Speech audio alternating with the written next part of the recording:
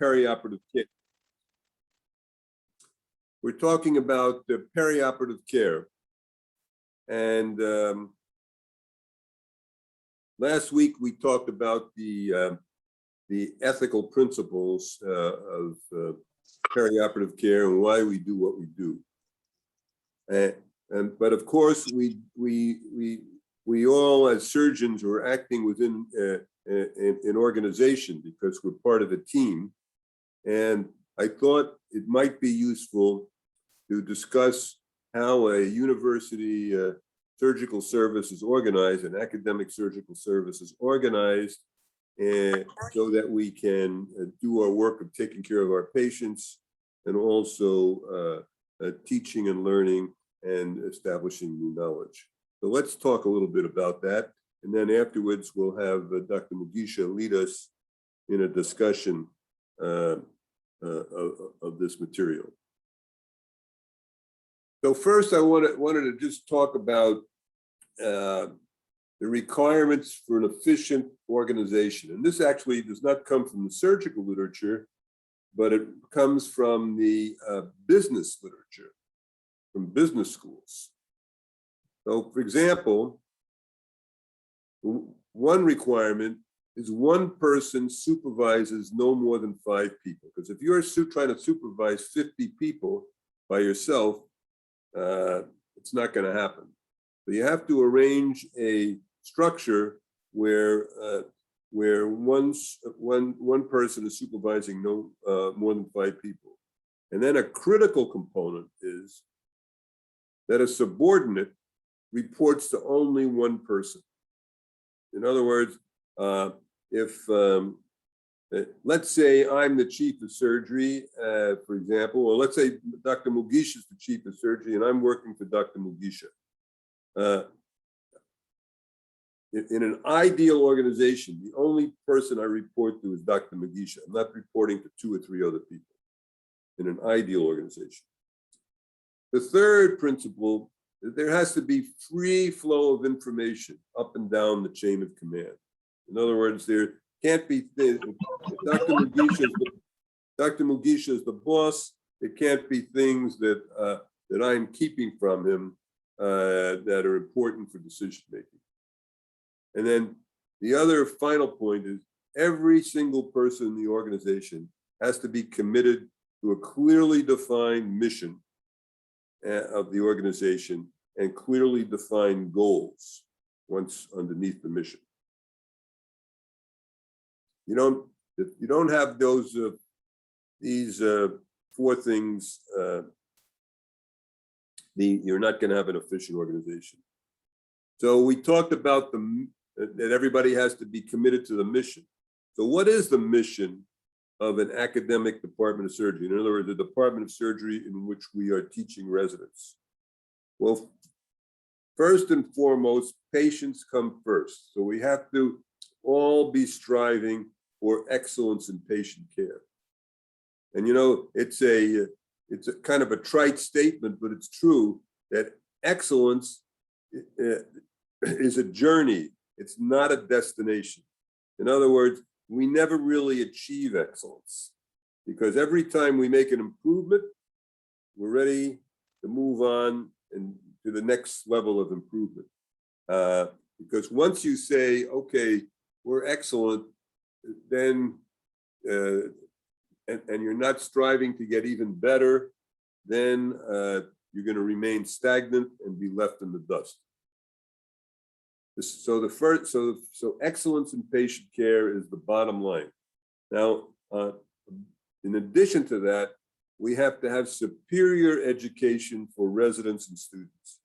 And by superior education, I mean that every single person in the department has to be committed to education. And in fact, we all carry the title of doctor, and doctor in Latin means teacher. We are teaching people. So everybody has to be committed to education, and then you can have a 3-day seminar on surgical education and all the details of it. But basically, it's the commitment that precedes everything else, because if you're not committed to that, then everything else is just talk. And finally, we have to be committed to discovery of new knowledge, leading to improved surgical care. Now, this could happen in the laboratory, could happen in the wards, but the bottom line is, let's just talk about clinical surgery. You don't have to be a basic scientist to be a good surgeon. You don't have to be a necessarily even a clinical scientist to be a good surgeon. But what you must do is you must review your own work, study it,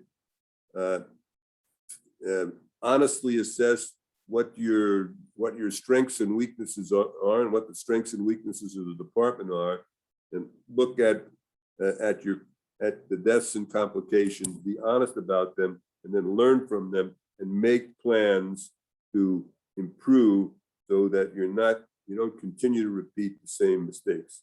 Now, there's this whole science of clinical errors, and some of them are individual errors. Many of them are due to system problems, and I don't want to get into that now, except to say that by discovery of new knowledge, I mean both basic science research, clinical research, but fundamentally a commitment to study our own work and seek ways to improve.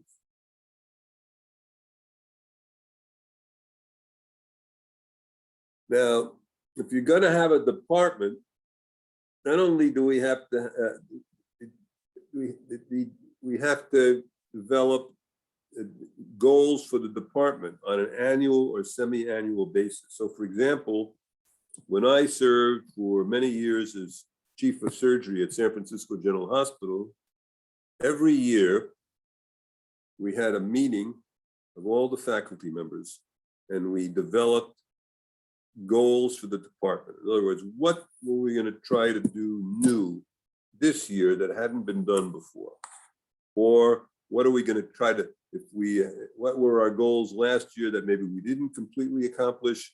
What are we going to do to try to achieve those goals in the following year? So we develop goals, and you can either do it on an annual or semi-annual basis. Then we had weekly department meetings. Some departments meet every 2 weeks, some departments meet every month. That's a local decision, but the department meetings should be focused on the progress towards achieving the goals. In other words, let's say the academic year starts in July. We had a big meeting in July. We decided we're going to have our goals for the department are 1, 2, 3, 4. So then in August, September, October, you say, okay, what did we do about, where are we with goal number 1? Where are we with goal number 2? And where are we with, et cetera. Then the third thing is each individual surgeon should look not only at their department goals, but their own individual goals. In other words, what am I as a surgeon Schechter, for example, what are my individual goals for the next 6 months and 12 months? And for example, am I doing a study of complications from cholecystectomy? So my goal is to review all the cholecystectomies in the department over the last, say, 5 or 10 years. I'm maybe working with some residents or some medical students, and we're going to look at the complications and see what caused these complications, what type of complications they were, and then what were the causes of them, and what can we do to reduce the number of complications. All right. So let's say I commit to doing that in July, August. I have to say, well, this is what I've done in the last 4 weeks. September, here we are, et cetera, and until we finish the goal. And that way, if you hold people accountable for the goals that they set, they're much more likely to achieve them. So, and then at the end of the time period, whatever it is, everybody has to, the department chair has to review the goals of the department. Did we achieve them? Did we not? If we failed to achieve them, how come we didn't achieve them? What can we do to achieve them? And then each individual surgeon can look over their personal goals, whatever those goals may be. Did they achieve them? Did they not achieve them? If not, why? And what can we do to help? Okay, so that's just a couple of words on about the way departments can be organized and the meetings can be organized. Now, I'd like to show you again. This is from the business literature, not from surgical literature, about an ideal org chart, an organization chart. In other words, how is an organization structured so that it's going to be efficient? So I've just taken a department of surgery here. So let's say we have an overall chief of surgery. And let's say in this department that we're, this ideal department that we're setting up, let's say we have two firms or services. So there's going to be a chief of firm 1 and a chief of firm 2, okay? And then what I didn't put here is that there will probably be a couple of senior surgeons reporting to the chief. So I've left that out just to simplify the chart.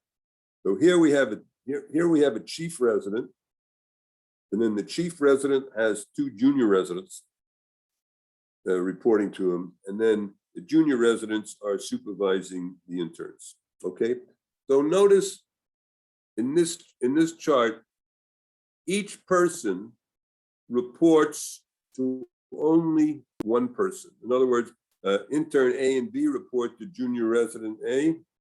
Same thing. Intern B and C report, C and D report to junior resident B. Both of these guys report to the chief resident. The chief resident reports to the chief of the firm, and the chief of the firm reports to the chief resident. And also notice that each person is in this ideal case, each person is supervising only 1 or 2 people. So this is a very, very efficient organization. Now I'm going to show you a very, very simplified org chart of a prominent hospital that I worked in. Unfortunately, I was going to take the name of it off because I didn't, but I was unable to do that. So anyway, we'll just it's there. But anyway, in this hospital, there's an academic hierarchy and then a national hospital hierarchy. So you have the dean, who is supervising the chair of surgery, who's supervising a couple of professors that work in the department. And these professors are supervising residents. But there's also a national hospital hierarchy where you have the CEO of the hospital is supervising the hospital chief of surgery, which is a different person than the university chair of surgery. And then they have chiefs of firms, in this case, 1 and 2, I simplified it, there are more firms there. And then they have hospital surgeons who are reporting to the chiefs of the service. The academic professors who are also working in the department also report to the chief of surgery. And then the residents are reporting both to the surgeons, the chief of the firms, and their professors. And then you have the dean and the CEO interacting, but they're not directly reporting. And then you have the two-way interaction between the chairs. They interact. Yes, we got somebody with their microphone on, so if you could mute yourself, that would be great. So in other words, if you look at this the org chart is actually much more complicated than this, but I think just from even this simplified version, you can see that nobody is really in charge because everybody's reporting to multiple people. And so if you're having a meeting, and let's say you make a decision, there's nobody who's really accountable for effecting the decision. And this, by the way, not only happens at this particular prominent African hospital. I've been in many organizations where you have multiple lines of reporting. So, and I don't know if this has happened in your hospital, but it certainly happened in mine, where you have these meetings and you might as well not even attend the meeting. You could just record the first meeting because it's exactly the same discussion, exactly the same conclusion, and then nothing happens because nobody's really in charge. So 6 months later, you're having exactly the same discussion, exactly the same conclusion. Again, nothing happens because nobody's really in charge. And if this is happening in your hospital, you have to take a look at it. Now, of course, these people at the top, whoever they may be, because they're human, have their own interests in maintaining their fiefdom, their power. And so ceding power, so one person gets in charge, so you can actually have an efficient organization and get things done, is a very, very difficult political effort to, in other words, to change the nature of the hierarchy, because people get entrenched in their positions. And this is just, and this is not saying that they're bad people, this is just human nature. Okay, so I just wanted to compare this org chart with multiple reporting lines with this ideal org chart where everybody, where there's only one line of communication. Each person reports to only one person, and one person is supervised no more than 2 people, but ideally we're talking about 5 people. Now let's talk about the job descriptions on the surgical service, and this relates to perioperative care. Remember, next week we're going to start getting into the details of the fluid and electrolyte balance and all this sort of stuff. But I just wanted to spend some time talking and getting you to think about what the job of each person on the surgical service. So the chief resident should be personally responsible for the quality of care on the firm, and that chief person is supposed to both identify and solve problems. In other words, the chief resident should be a problem solver. Ideally, the chief resident should solve problems either while reporting to the chief of the firm and the attending surgeons, or immediately afterwards. In other words, the job of the chief resident is make the chief of the firm look good and make his job easy. In other words, and because the chief resident is training to be an independent surgeon and eventually an independent chief, and so he has to run the service and supervise all the trainees working under him. So he's reporting directly to the chief, attending surgeons, and it's critical to make rounds twice a day as a team, once in the morning and once in the late afternoon or evening, whenever, depending on when you get the work done. Okay, and the chief resident is responsible, of course, for supervising the residents and the interns. Now, I used to tell my chief residents, if you're a chief resident, you only have to do 5 things. You don't have to know anything about surgery or medicine to be a good chief resident. But if you do these 5 things, you'll be successful. One is you have to get your team to the theater on time.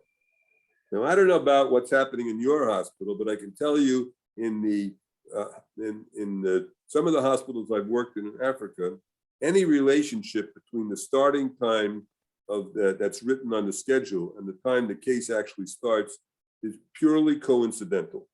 And of course, there are many reasons for this. You got anesthesia problems, nursing service problems, But if you want to know the truth, one of the main problems is that the surgical team routinely arrives late to theater. So if the chief resident can get everybody to theater on time, then then it's much more likely to start on time, and you're going to have a more efficient service. The second thing is you have to get your team to the clinic on time, because if you're late to clinic, you got unhappy patients.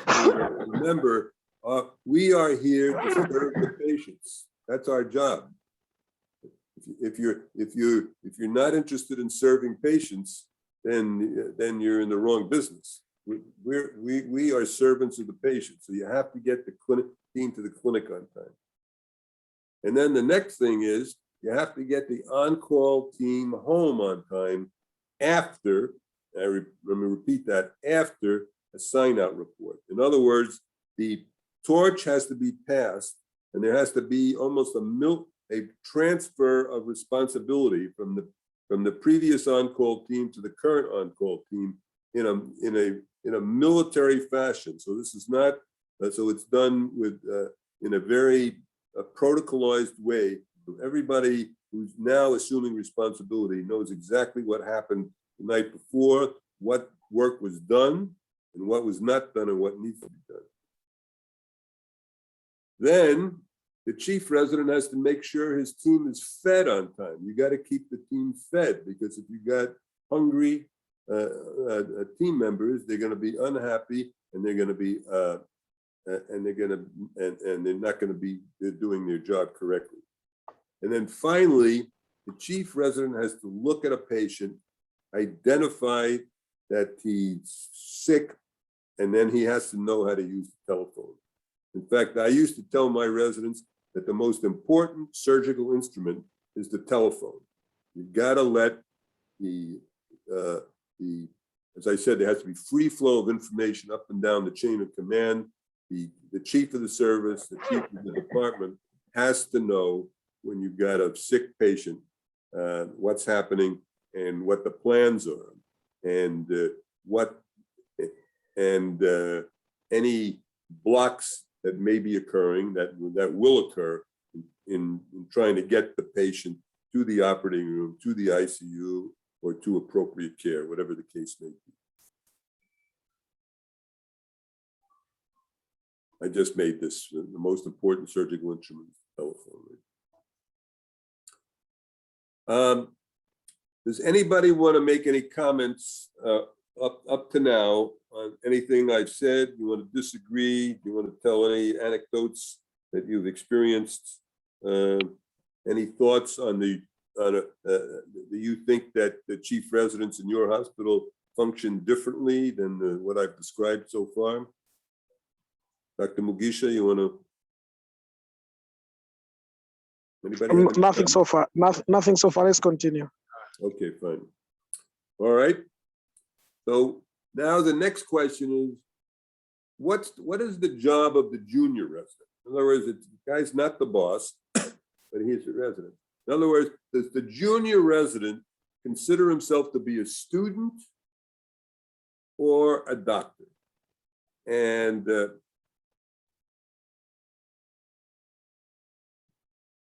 when I was training, am I muted now?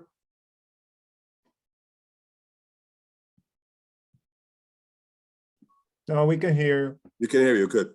Okay, when I was training, there was no question the residents were doctors.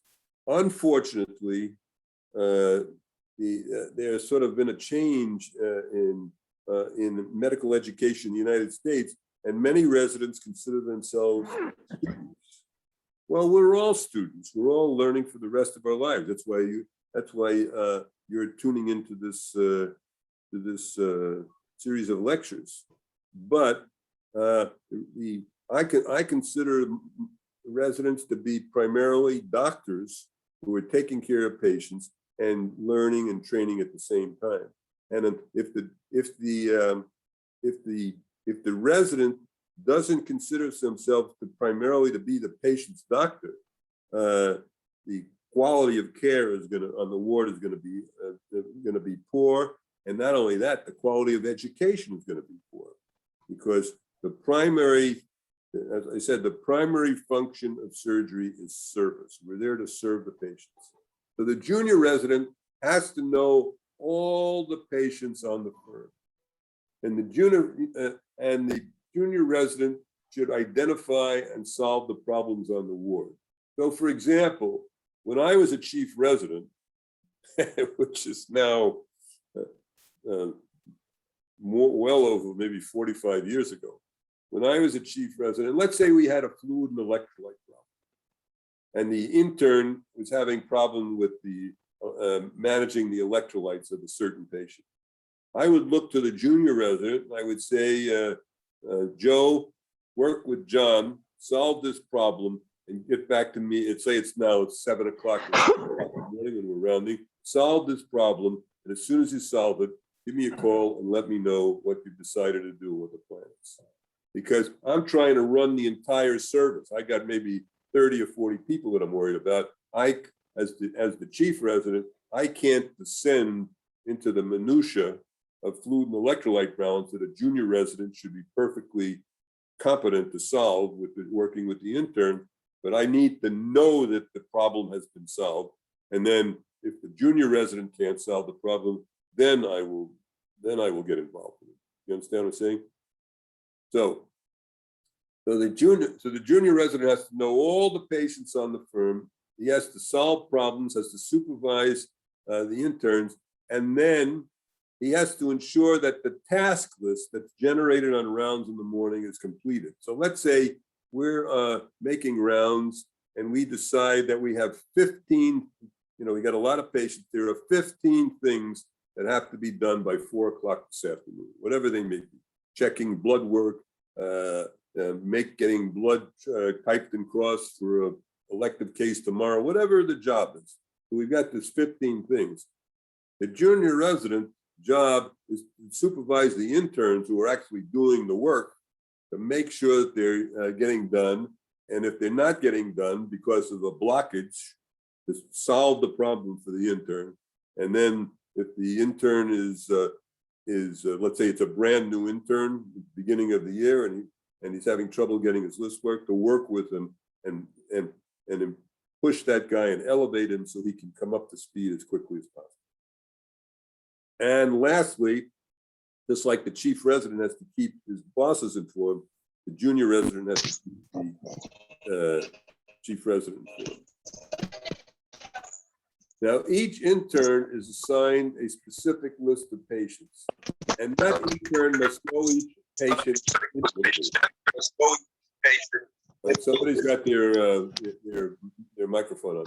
So let me ask you guys a question. When you're making rounds on a patient and you come in and the intern's supposed to present the patient, does the intern take the chart and start paging through the chart to see what's happening? That's not good, because that wastes an unbelievable amount of time.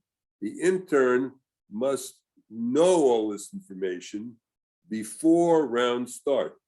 So the intern has to be directly responsible and accountable for the care of his patient.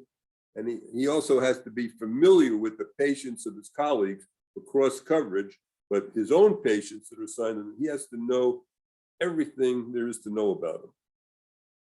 So how's he going to do that? Well, daily work rounds start twice a day, and on operating days, you're going to have to start very early, depending on how many patients you have, 5:30, 6 o'clock in the morning. Why? Because you have to be in the operating room on time. On clinic days, you may be arriving at the clinic a little later, possibly, you can start a little later.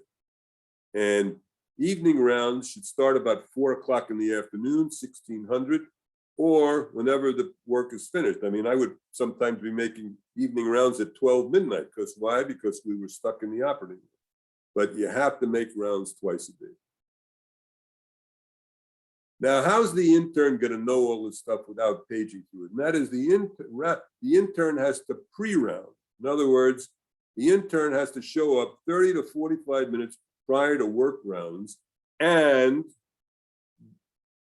go over all the material so that he's not looking through the chart to find information. and I'll show you how to organize it in a minute. The patient should be quickly reviewed and the data entered into the rounds protocol sheet. And then now if the junior resident is running rounds, the intern job is to feed the information to the junior resident if the junior resident is presenting the cases and not the intern. So everybody has to be there a half hour, 45 minutes for rounds, however long it takes you to get organized. So that on rounds, let's say it's a routine post-operative patient, Mrs. Mugabe, for example, had a cholecystectomy. She's post-op day number 2. She's afebrile. Vital signs are stable. So you make that, and she's eating. This presentation should take a total of 1 minute to 1.5 minutes to present. The person who's conducting rounds greets Mrs. Mugabe, holds her hand, smiles at her, tells her she's doing very well. She invites her to ask a question, and then you move on to the next patient. Why? Because you have to get rounds done quickly, but you also have to be thorough, and you also have to pay attention to the patient, so the patient thinks that they're the most important person in the world, and when at the moment you're making rounds on it. So the question is, how are you going to do? You've got competing interests. You have to provide compassionate care for the patient. You have to completely review all the information, but yet you have to get the job done quickly so that you can get on to the operating room of the clinic on time. And so there's work rounds are different than teaching rounds. Teaching rounds sometimes can take 2 or 3 hours. And in fact, in Africa, frequently takes 2 or 3 hours. But work rounds are different because instead of listening to yourself speak, you got to stay focused on what the appropriate information is, but yet remain compassionate with the patient. It's like walking a tightrope. It's a fine line. All right, here's a sample work rounds protocol. So in other words, if your interns are paging through the chart, looking for information, you're gonna spend 10 or 15 minutes with each patient, and you're still not gonna get the information. So here's a sample protocol sheet that we routinely use. You have the name of the patient, maybe the location, their hospital number, what the diagnosis is, what the operation is, what the hospital day or post-op day is, vital signs, pertinent physical findings, what the I&O is, what the lab data is, what the x-rays, what the current problems are, and the SCUT list. SCUT list is an American colloquial term. Basically, it's what needs to be done what's the plan for the day, 1, 2, 3, 4, 5. So you see, if each intern has a list of all his patients with this information on it, the intern is going to know exactly what's happening to the patient without having to waste a lot of time. So I recommend that you use these sheets. Maybe you're using them in the hospital where you work, maybe you're not, but if you're not, I would consider using them.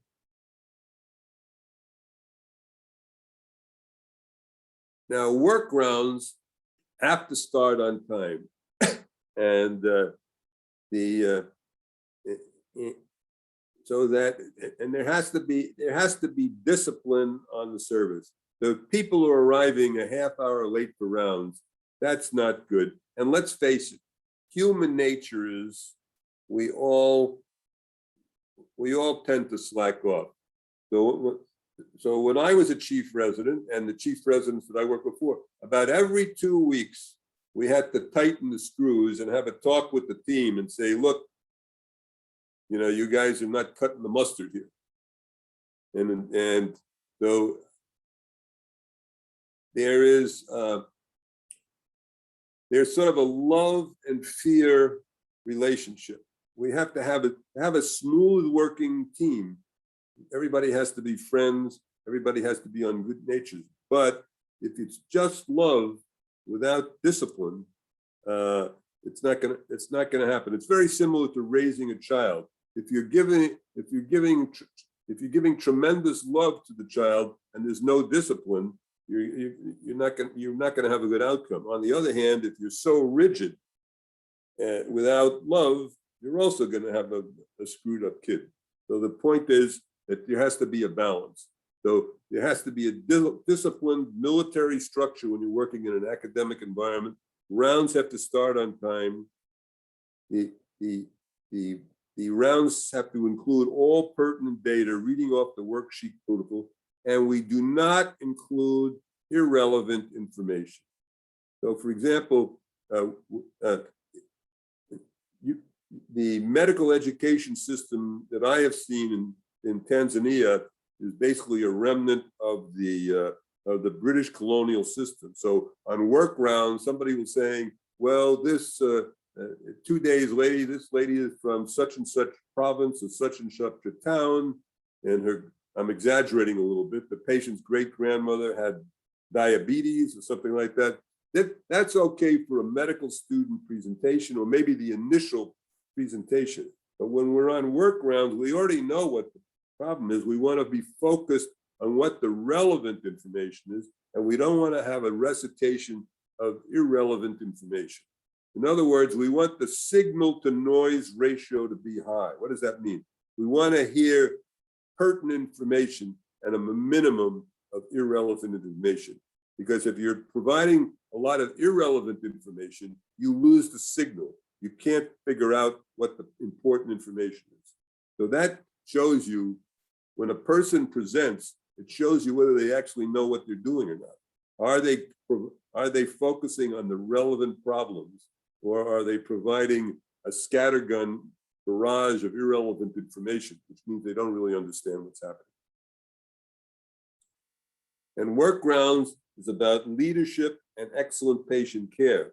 And it's also about teaching. So for example, if you have an intern who's presenting in a disorganized way, it's the responsibility of the chief resident to instruct them that, look, this is not the way you're supposed to present. You're supposed to focus on relevant information. And of course, at the beginning of your career, it's harder to know what's relevant and irrelevant. And that's where working together with the more senior residents is important, and that's how you learn.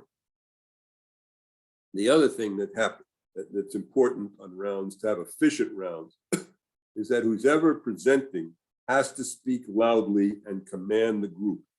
Because let's face it, if I'm responsible for 4 patients and I have to listen to presentation on 30 patients, if I'm a normal person, I'm not that interested in the details of what's happening to the people that I'm not responsible for. Why is it? Because I'm human. I'm a human being. So the presenter has to make sure that I'm paying attention. And how do you do that? You have to change your culture for me. And because I love Swahili culture. I love Swahili culture. Everybody's very polite, everybody's gentle, and everybody speaks with a low voice. And that's wonderful. Except if you're trying to get something done. Because if you're trying to command the group, you have to stand up straight, project. And notice, none of what I'm saying right now has anything to do with medicine, with the details of medicine, but it has everything to do with leading a team. And surgery is about leadership. Now, the other thing is, if you're doing work rounds and it's taking you more than 1.5 hours to finish rounds, you're not doing it right. You're spending way too much time if you're doing work rounds. Teaching rounds is different, but work rounds, you have to get it done efficiently and quickly. So if you are taking 3 hours to make rounds in the morning, you should look critically at how you're doing your work. Maybe take some of the things that I've said into consideration, or maybe you don't agree with me, which is fine. But I'm just giving you my view.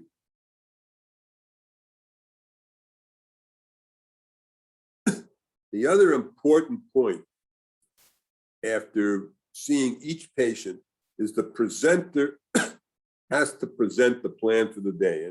And that is the intern who's taking care of the patient has to assume responsibility, and he says, this is my plan for the day. Today, we're going to do 1, 2, 3, 4, 5. And this is the way we teach interns and junior residents and get them to take responsibility and think positively. Now, the chief resident may not agree with the plan that's presented, and that's fine. But the person who's presenting should commit. This is my plan for today, 1, 2, 3, 4. And the chief resident says, well, that's great, but I don't really think that the item number 2 is what we want to do. Here's what I suggest. And he's modifying. And remember that the surgery practice is not a democracy. It's a hierarchy.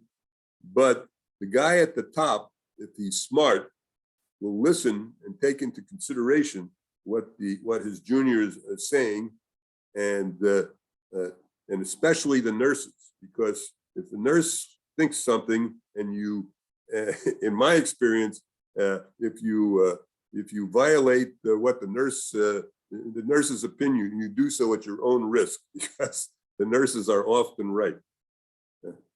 So anyway, the chief resident either accepts or modifies the plan. A SCUT list, that is a task list, is developed. And on evening rounds, as I mentioned, the results of the plan for each patient are presented. Just like, okay, we're supposed to do 1, 2, 3, 4, 5. I didn't get 5 done. Why didn't you get 5 done? If you didn't get it done, that's not good. But the other thing, and we talked about this last week, integrity and honesty is absolutely key. So if a person who's responsible didn't get the task list done, that's not good. But what's unforgivable is to say that the task was done when it wasn't done. The chief resident and the chief of the department may not agree with everything that was done, but that person must have absolutely no doubt that the information that's being transmitted to them is correct and honest. In fact, I've only withdrawn support from 3 residents in my entire career, which is more than 40 years. And in each case, I withdrew support for only one reason, and that was dishonesty.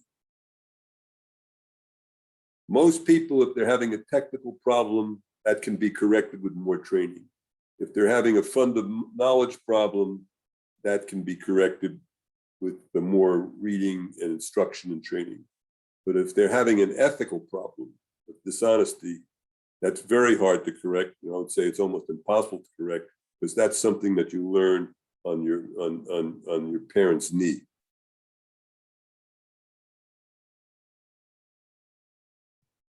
Well, ladies and gentlemen, that completes my prepared remarks on how to organize an academic surgical service and how to conduct the work of pre- and post-operative care.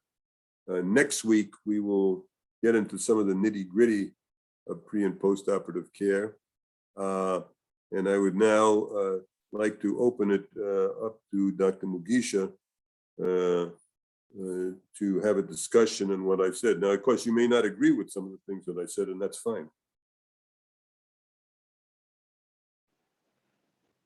Thank you, Bill. Now the discussion is open. We receive comments, we receive questions, we receive some additions, and if you think you can subtract, we also welcome.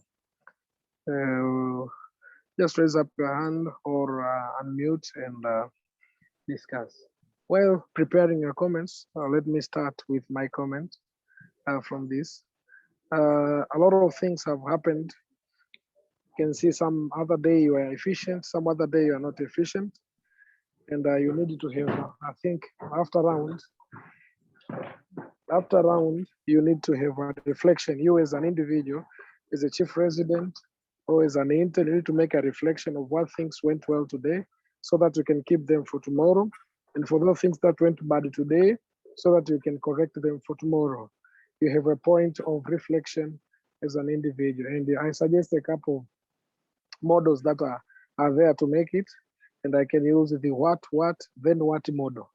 What has happened today that went well? What did it went well? So what? Why did it not go well? Why did I not do this? You have the reason. So then now what then? Which things should I change tomorrow? Which things should I improve tomorrow? I think that is the important part to make reflection. If there's any other person with a comment, you are welcome.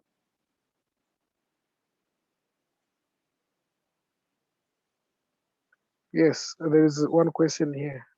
What if the junior doctors are not doing what is supposed to be doing? What should you do tomorrow to make sure that at least they do? What's your experience, Bill? Well, in my experience is that most of the junior doctors want to excel and want to do the right thing. I would say almost all of them.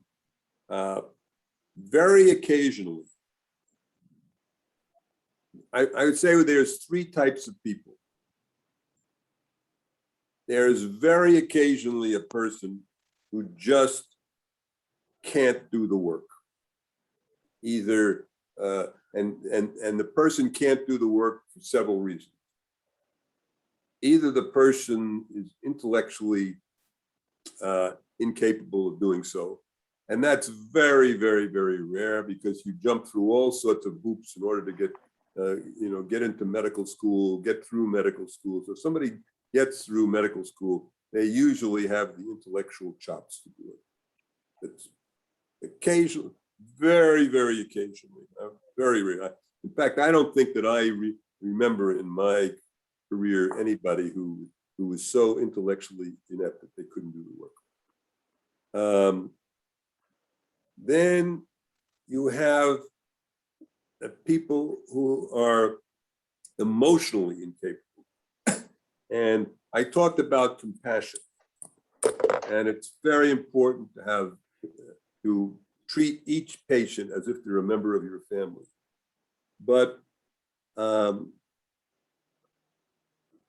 think of a road when you're walking down the road. And on one side of the road, there's this fire, tremendous fire. And on the other side of the road, it's a glacier, it's ice. So if you're so passionate and compassionate, you can fall off the road and be consumed by the fire of your emotions. On the other hand, if you're so analytical that you fall off to the left side of the road, and then you're frozen by analytics. Remember last week we talked about the fact that the surgeon is operating at the junction of logos and mythos, the myth and emotion and science. So there's a fine balance.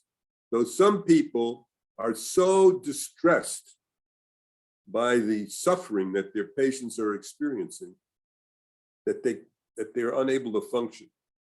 So to give you an example, if somebody comes in to my emergency room with a blood pressure of 60 and a terrible wound to the abdomen and and blood pouring out, my initial response might be to put my fist in my mouth and go run around the room screaming, right? Because that's a human response. But that's not going to help the patient that much. The patient wants me to put my emotions aside and say, okay, airway, breathing, circulation, stop hemorrhage, all this, the usual protocol for taking care of a trauma victim.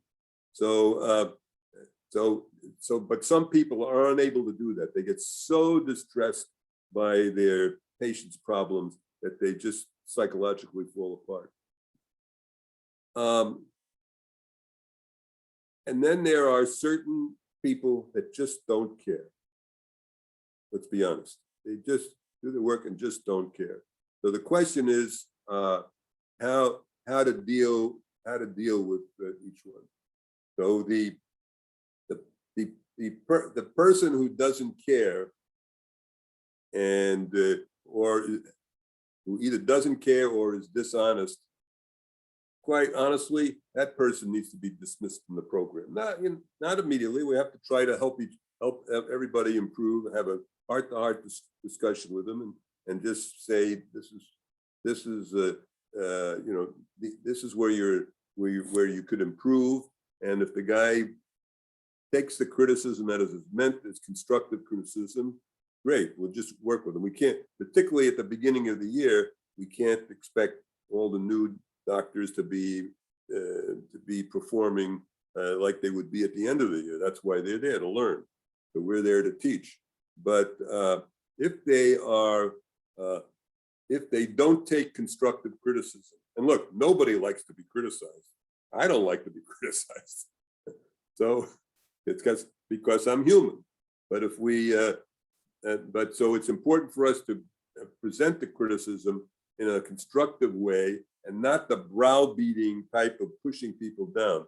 But if you're doing it in a constructive way and trying to help people, and they are not responding, after a while, you have to ask them, well, why are you here? Why are you doing this? And if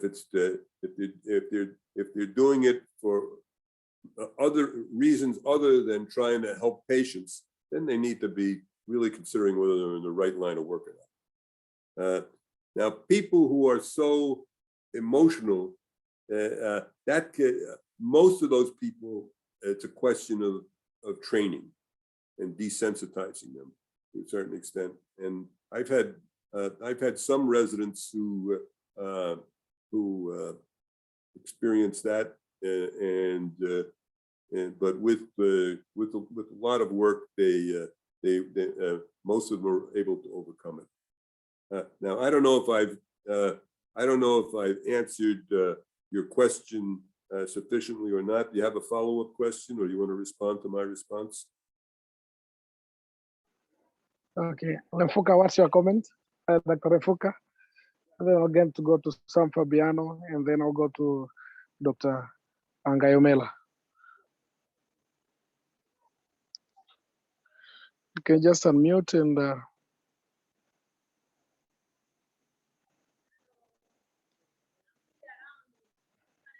Dr. Fidul Mfuka from Liberia.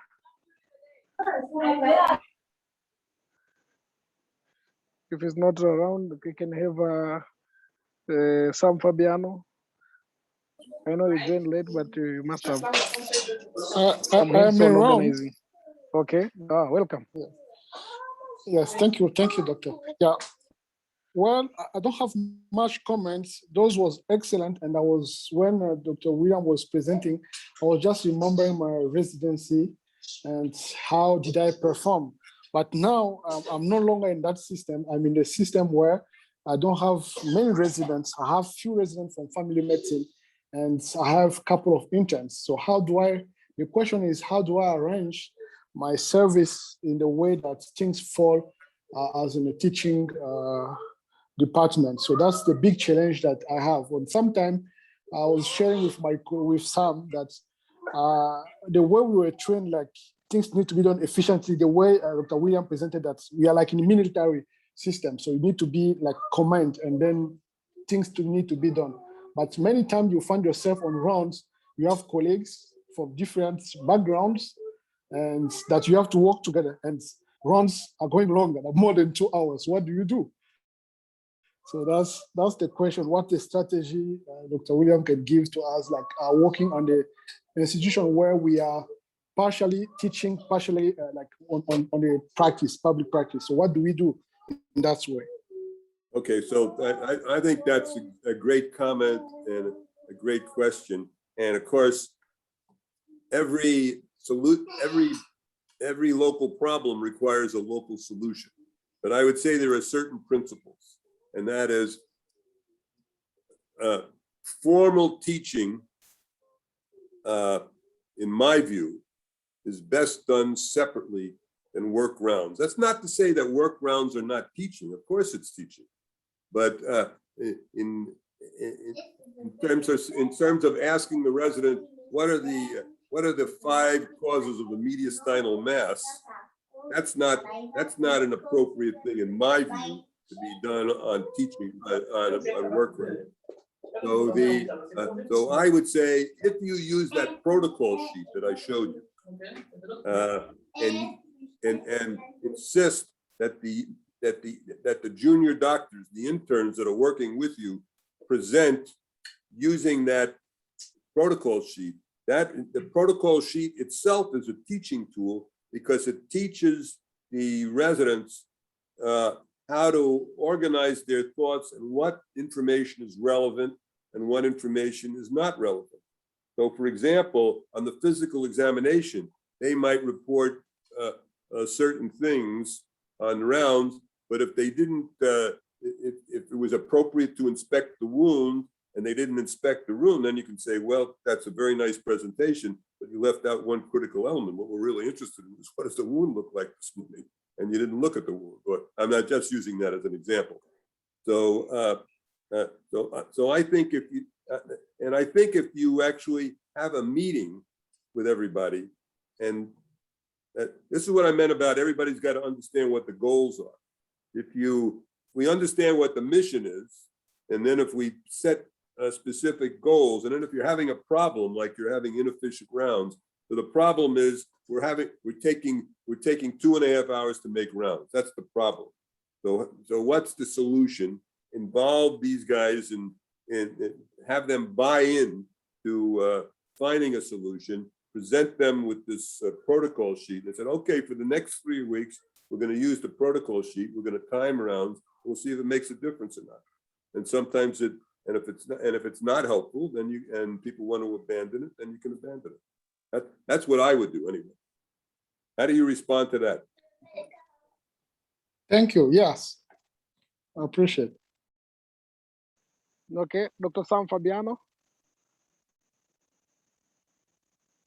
Yeah, sorry, I joined a little bit late, but I think one of the things that stuck with me was the setup of the hospital, how things work. That always comes back to me as something that bears good results when you're well organized.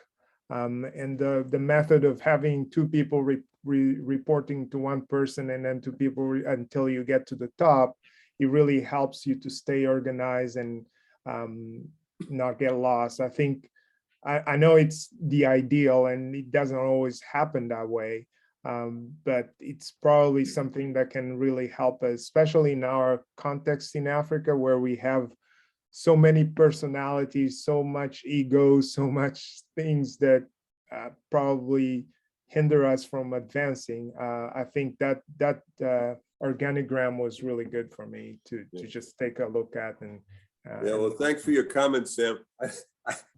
I don't think personalities and ego are unique to Africa. I think that's all over the world. And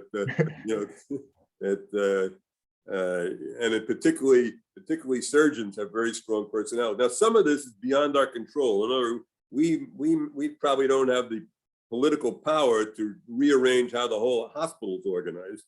And you can point it out to the bosses, but as I said, everybody's got their own fiefdom, and most people are unwilling to cede power.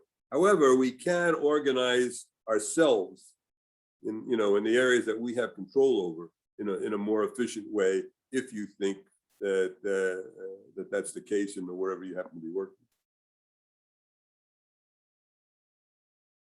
Thank you very much. I've seen you, Madiodo Katende. I'll just give you a moment after, I'll give you a moment to comment after receiving some remarks from Dr. Ngayomela. Thank you. Hi, everybody. Hi. Yeah, so I just want to appreciate for the talk this evening, and it really has been helpful in the scenario that I'm in, where we have a hospital in conjugation with a university, and I happen to be a head of department, and so it was good for me to see how the two institutions would run together and make everything happen to the best of the patient, to the best of the students we had and the interns as well as the residents. So it was really a realistic scenario that I've been enjoying this evening. Thank you very much. Thank you for your comment. Yeah. Asante sana, Dr. Isdori. Madiondo, Yeah. Katede from Zambia. Good afternoon. Thank you, Professor, for the talk. I have one short question. Sometimes we find that it is very impossible for you to finish your round within less than 1 hour and 30 minutes, because maybe you find that there are a lot of patients that you have to see.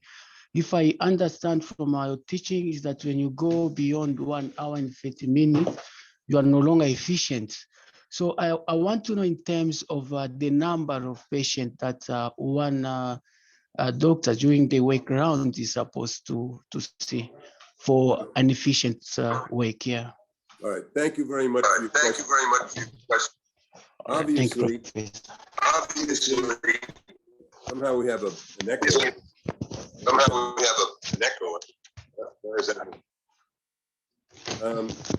Obviously, it's going to be. Can you come again, please, Obviously, it's going to be function how many patients you take care of. Well, Gisha, do you know why we're having sometimes that you echo? may find that you have. Yes, go ahead. Okay, so the question is, obviously, if you're taking care of 60 or 80 patients at a time, it's going to take you longer to make rounds. And also, if you're rounding by yourself, it's going to take you longer to make rounds. What I was discussing is a team approach where you have a chief resident or the attending rounding with junior doctors, and so that what the chief resident or the faculty member is there to make decisions, and he has to make decisions based on the information that's presented to him or her. So if the information is presented in an inefficient way, it takes much longer to make the decision. So let me ask you, are you making rounds by yourself, or are you working with a team? The person who asked the question. Yeah, sometimes I do alone, sometimes we work as a team. Okay, so yes. If you're working alone, it's going to take you long. So that's so my comments were confined to people who are working in a team with junior doctors who are both taking care of patients and learning surgery at the same time. If you're working by yourself, unfortunately, I work by myself. I spent 2 years working on the island of American Samoa in the South Pacific by myself. I was doing everything: neurosurgery, orthopedics, urology, everything. And it would, and I had a big burn. I mean, the big burn that I was taking care of by myself, that was 5 hours a day just with one patient. So if you're working by yourself, you're stuck, but you can also make yourself more efficient, and you can try to organize the nurses to help you by giving the nurses the protocol sheet, and having the nurse present you the information. So for example, when I was in Samoa, there was a bus that went over a cliff, and I was presented with a multi-casualty event with 14 people, and I was the only guy there. And so, and I was up all night. I was up all night, and in the morning I just had a nurse walk with me, and I saw the patients, and the nurse was doing all the clerical work. So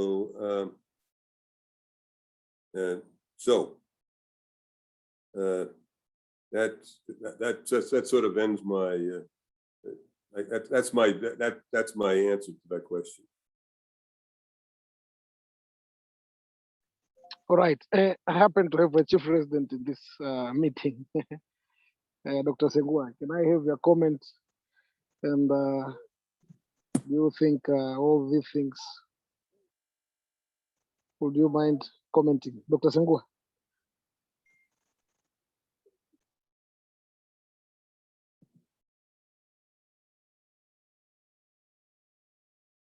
Dr. Segua Koipapi, if you are around, please make comment. He is currently Chief Resident. Or we can have some comments from other past Chief Resident. Joseph, if you're in position to make a comment, you can do so. I can receive 2 comments and we'll make a final remarks and dismiss.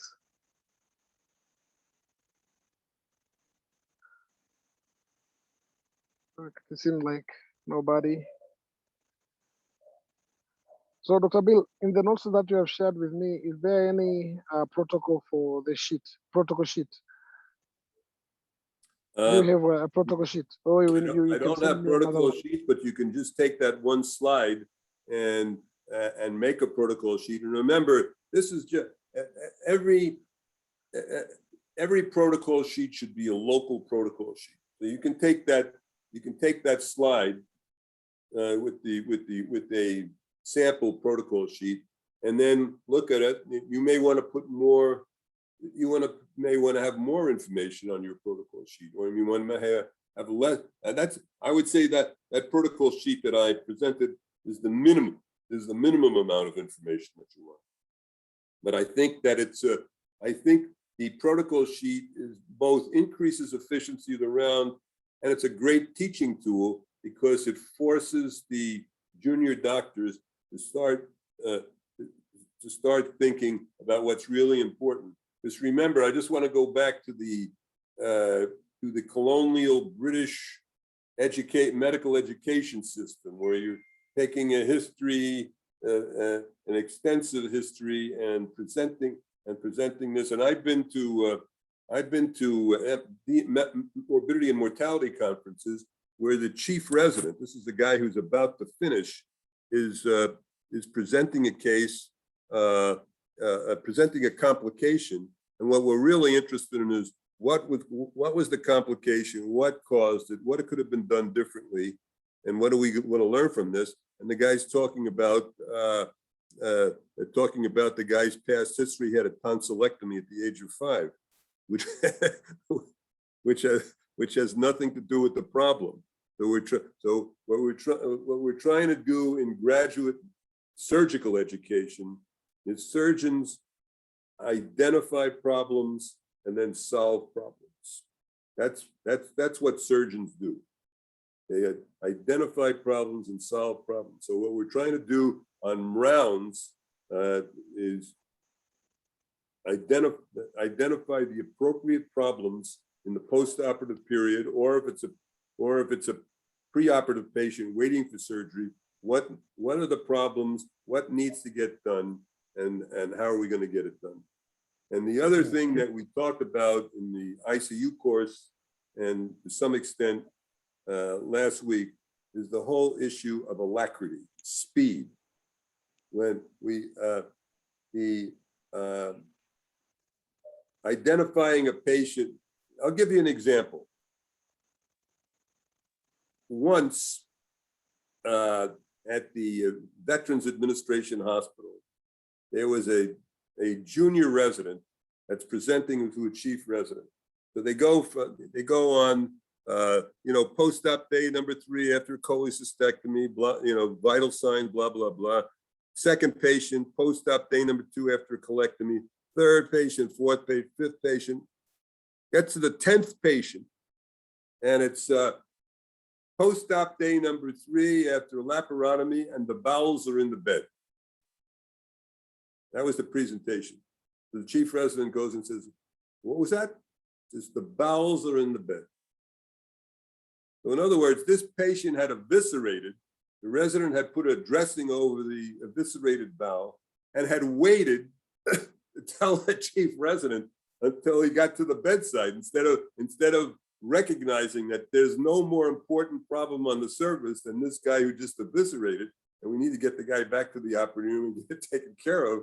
And so that's what that's an example of total disorientation, total lack of, and that guy was not a bad person, but he didn't finish the residency because that type of disorganized thinking, although we tried to correct it, it was basically not corrected. So that was an example of a guy who, a very unusual person who just was not suited to a career in surgery.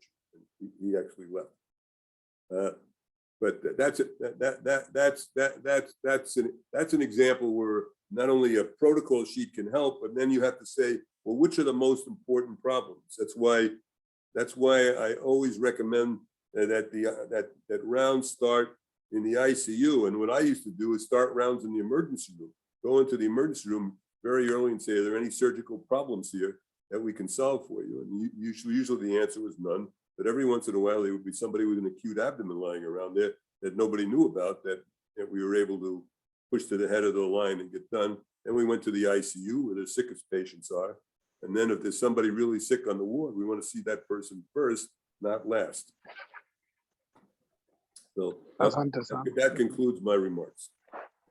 Yes, thank you very much. What are we doing next week? I think next week we're going to talk about fluid and electrolyte management.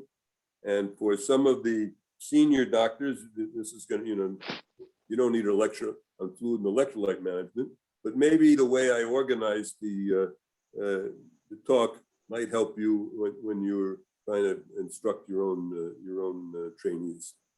And then for the trainees, thank you very much. It might be very useful. Thank you very much. I would like to extend sincere appreciation for the time you're making to either remind those who have been learning these things and reaffirm their knowledge, and unlearning, helpful opportunity for unlearning all the bad practices that we have been doing, and relearning for those who have learned the same material probably, or the same content probably in the previous time. On behalf of everyone who has attended, we want to thank you so much. I have a couple of announcements. We have a conference in coming month, 27th to 29th. We'll be talking about coping with complications. You are all welcome. The registration link is on the website, and NetCare Foundation is leading it to make sure that we have that conference. A second announcement is about the next meeting. Will be scheduled on the same time, same time, and same day. Yeah, Thursday, 6 p.m. to 7:30 p.m. The last announcement is about we have a lecture on Monday, October 4th, from a colleague who is operating on colorectal and rectum surgery, colorectal surgeries in Boston Medical Center. He'll be talking for an hour on the complications, anastomosis leak, and its management. You are all welcome. The link will be out and circulated to you. Good day and good night. Thank you all very much for your kindness and your attention. Bye. See you next week. Bye-bye. Thank you.